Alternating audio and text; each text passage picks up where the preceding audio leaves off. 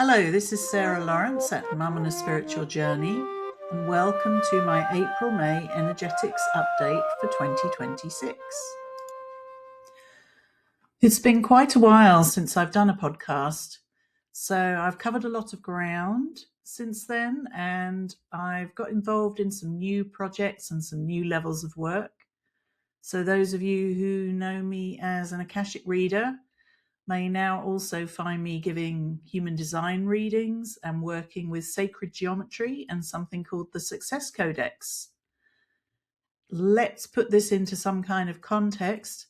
What I've done is split this into a process I like to call learning to shine. And there are 5 different aspects to this to help you understand what I do and what you can get out of it. So the first one is the letter S for shine, and this is about soul level truths, our divine soul blueprint that we can access through the Akashic records, past life knowledge, energetic awareness, and our connection to our soul group or soul monad. Now we come on to the letter H in human design, which I see as much more than simply a chart. A lot of people find human design on the internet.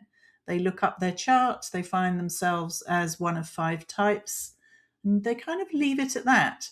But there are so many more threads that we can connect up, because I see human design as literally a map or a chart of our soul's intentions.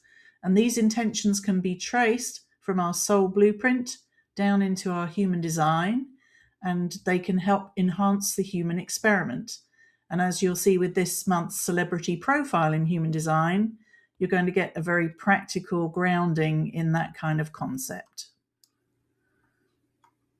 So we've covered the S for soul level truths, the H in shine for human design, and we're going to talk about a short intuitive exercise. So I see our intuition as something that we can grow through practice. Everybody has it, and there are different ways we can have fun with it. So I'm going to give you a fun exercise this month to experiment with. As for the letter N in our SHINE model, this stands for Neuro-Linguistic Programming, or NLP, which is something I learned quite a long time ago before I co-created a course and a business with another practitioner in the UK. But really, in very simple terms, you'll hear a lot of people giving lots of different definitions of NLP. But the way I see NLP is it helps us identify programs that work for us, that are in our minds and in our mental field, and programs that don't. And it can give us really simple, straightforward methods to clear the ones that no longer serve us. So that's NLP. Last but not least in our SHINE model is the letter E for energetics. This wasn't really a very commonly used term years ago when I created a site that had the word energetics in it, but now people seem to be using it all the time. So I see it covering a number of areas. It can relate to understanding ourselves through energy so that we can grow personally. We can deepen our inner knowing and our sense of our inner world. I also lean into the structure of sacred geometry and interpreting our chakra patterns and our aura as part of this process. So that's energetics. So there we go. That's our 5-step model. So the S for soul level truths, the H for human design, the I for intuition, the N for NLP or Neuro-Linguistic Programming, and the E for energetics. So let's get stuck into this month's subject matter in each of those 5 areas.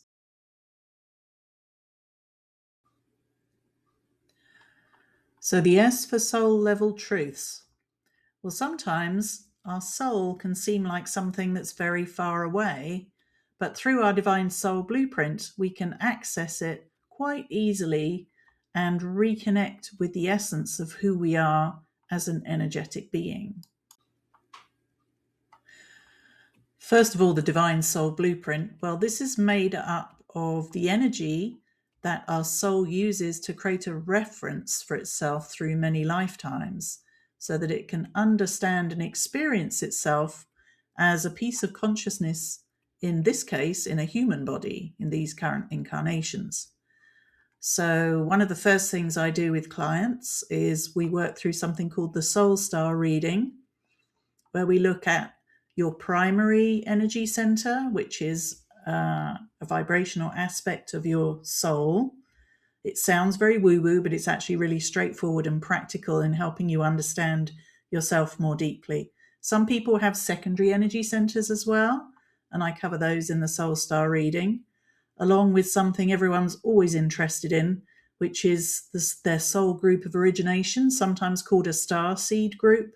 So it's the first place that a soul started incarnating into before it went off on its soul travels elsewhere. And this can be very validating for people because a lot of us are waking up to soul group energy in the current times. Then there's other forms of vibrational information that can be decoded over different readings, things like life lessons, soul purpose, and so on. And all of these can be intuited from the Divine Soul Blueprint.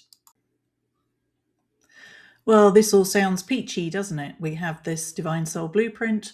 We can find out all sorts of enlightening information and then put it into practice. But the truth is, once we incarnate, we forget a lot of this stuff because we go through the veil of incarnation and we end up on planet Earth not remembering any of our Akashic records or anything relating to our Divine Soul Blueprint. So what do we do then? 88 days or so before birth, our soul brings through information which can be looked at in our human design chart.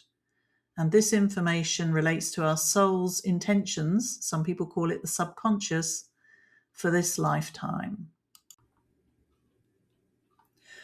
When we're born, on the day, time, and in the location of our birth, another energetic imprint or personality side of our chart gets set into our energy as we match our parents' vibration.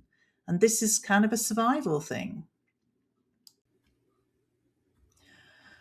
When we're born, we also are born into a genetic line. So any karma, both positive and negative, is adopted by our piece of consciousness in our human body, aka the soul, as something to work with in this lifetime. So far we have the soul blueprint going through the veil of incarnation, the first part of our human design, which you can think of as the subconscious or the soul's intentions. Then when we're born, we come in as a vibrational match for our parents, and we inherit this genetic karma from our family line. We also bring through karma from past lives that may not have been resolved. So you can think of this as energetic patterns that act as a catalyst to attract similar situations in present life that our soul is interested in having the experience of clearing. We also bring through life lessons for a particular lifetime that the soul wants to experience. And these can sometimes be seen in the sacred geometric forms of our charts, either in human design or in a different chart called the Success Codex chart, which I'll talk about a little bit later.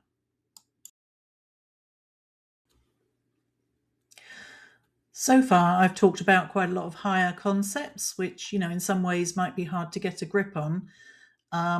So next, we're going to look at human design from the perspective of a celebrity's design that I found myself very fascinated by just recently.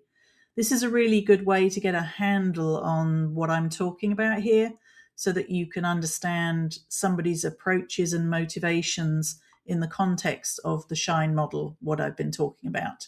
So coming up, the human design of Hulk Hogan. Now, I know for one reason or another, Hulk Hogan might seem like a bit of a controversial character. He made lots of mistakes. He did a lot of interesting things. And he sadly passed away last year.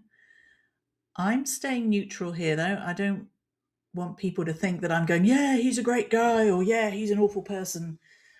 Really, what can be so interesting about the study of somebody's life from the soul's perspective is that we can learn more about them, and then the things that resonate that we learn through them can reflect into our inner world, and we can get aha moments, an understanding of something, maybe increase our compassion, which goodness knows we all need on this planet right now.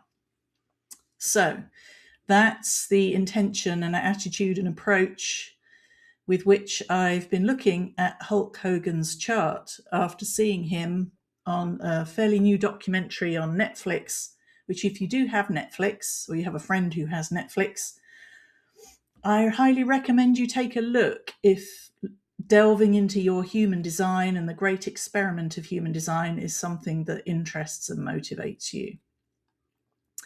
So Hulk Hogan is one of the 5 types. He's called a projector type, and he's a specific sort of projector. He's called a self-projected projector. And what that means is that he is expressing the nature of his self out into the world. But all projectors are leaders and guides of some sort. So what I find fascinating about him is that he found himself being the leader or the guide for the WWE movement and that particular process, whether you agree with it or not, whether you like it or not, but he was definitely a leader in his field. Another fascinating thing about his chart is his life purpose, or it can be called the left-angled cross or the right-angled cross, or there's other different angles of crosses, but you can think about this as the energy of his purpose for this life that his soul intended for him to experience as a personality in the world. And so his life purpose, that's what I call it, is the life purpose of masks. So he played so many different roles in his life, and he used his own identity to project those roles out into the world. So really, in so many ways, he's a perfect example of a self-projected projector. And he did things that he was proud of. He did things he absolutely wasn't proud of. And there were things that he incurred karma for too. And he picked up genetic karma from his family line. His father was a very difficult person who couldn't express emotion. So Hulk struggled with all of that in his life. I don't look into anyone's Akashic records who's passed because it's inappropriate. And I also never do it unless a person gives me permission. But human design is based on birth data. So that's public knowledge at this point in time. So it's something I can look at without incurring karma. So he came in with a match for his parents' vibration. He came in with certain levels of genetic karma. He came in with past life patterns of karma. And he's showing us certain life lessons that he experienced in this life. And he certainly lived his life extremely fully. If I were to read for him, and I wouldn't, but I would imagine or guess that his primary energy center at the soul level would be divine manifestation, because this is all about joy of the body and being able to move through the world physically. We're going to come back to Hulk Hogan in a little bit when we look at an aspect of his geometry. But we're going to go on to I for Intuition in the Shine model. And this month, I'm going to repeat something one of my energy teachers always taught me about mastery. Because everybody's very interested in expanding their intuition. And, how can I open my third eye is one of the big questions I get from clients and people who ask me questions online. And you can gain more mastery of your ability to grow your intuition. And the third eye is part of it, but it's definitely not all of it. You use all of your chakras and all of your energy and all of your intention and focus to work with your intuition. And really, as my energy teacher, Peggy Phoenix Dubrow, always says, the true key to mastery is practice. So in this month's podcast, I'm going to recommend, if you want to work on expanding your intuition with some fun exercises, I have a great post called, I'm just looking at it on my screen here, 3 simple intuition exercises to help you grow your intuitive ability. You could just search something like Mum on a Spiritual Journey, 3 simple intuition exercises, and that will get you the link. And the one that I suggest that you start with is sort of a remote viewing exercise. And so you can just use your imagination to see what is in your physical mailbox, the one you get letters in, not the one that's online, although you can try that too if you think you can manage it. And so it's just simply an imagination exercise to see what might be in your mailbox that day. Does it feel empty? Does it feel full? Do you get any messages? Do you hear anything? Do you get an inner knowing that something is happening in your mailbox? Or maybe you see a vision or you have an idea about it. So you can go more deeply into that exercise. The link is in the show notes if you want to visit my site for the April podcast. And there are 2 other intuition exercises to have fun practice with too. One is about seeing who's phoning you, and the other one is what I call the 3 threes exercise. So you can give that a go. It's just a bit of fun, but that's really, for me, what intuition is about. We all have innate abilities, but if we want to grow it, then it requires focus and intention to create mastery. This one's just a little comment, really, and touching on the beginnings of neuro-linguistic programming. But one of the things to understand about humans is that we created language, and language can affect us from the outside in and the inside out. And one of the ways we can learn to become more intuitive and also more self-aware and to become more balanced energetically is to know or become more aware of what's affecting us from the outside in, as well as the inside out. One of the ways we can do this is become more interested about the structure of language, and it's actually really straightforward. So my simple example for this month was I was sent an email from one of those companies that's very interested in getting me like 40,000 new clients on Instagram, which, somebody like me, I'm an individual reader. There's no way I could support that level of business anyway. But there's usually in those kind of emails some fairly persuasive language. And this one caught my eye. It was just the end line, the one that encourages you to get back to them and, spend some spondulics with them. And the way they chose to phrase it was, are you opposed to having a quick chat about this in the coming days? And I was like, oh, how interesting. Somebody's thought about the language. This sounds very NLP-like to me. So, for a lot of people, the internal response might be to this question, are you opposed to having a quick chat about this in the coming days? You go, oh, well, no, actually, I'm not opposed. Maybe I will have a chat with them. And for a large majority of people who maybe aren't aware of the language that's being used and the effect it's having on their internal chemistry, they might go ahead and make contact. It's just good to notice things like this. And by the way, there is a proportion of people on the planet who are called polarity responders, their internal response would immediately be, yes, I am opposed, and no, I shan't be contacting you. So it's just interesting to note your own response to that kind of language, how it makes you feel internally, and maybe you can experiment with a few adverts online, and people make all these assumptions or make statements. How do they affect your internal world, and how can you stay balanced through that kind of language onslaught? Okay, so that's my little touch on NLP for this month. I hope you enjoyed it. And if you find any interesting language patterns out there, feel free to send them my way. So here we are on the last of the 5 steps of our SHINE model. This is the E for energetics. And we're coming back to Hulk Hogan and looking at something called his Success Codex chart. and something in the center of his chart called his primary genius.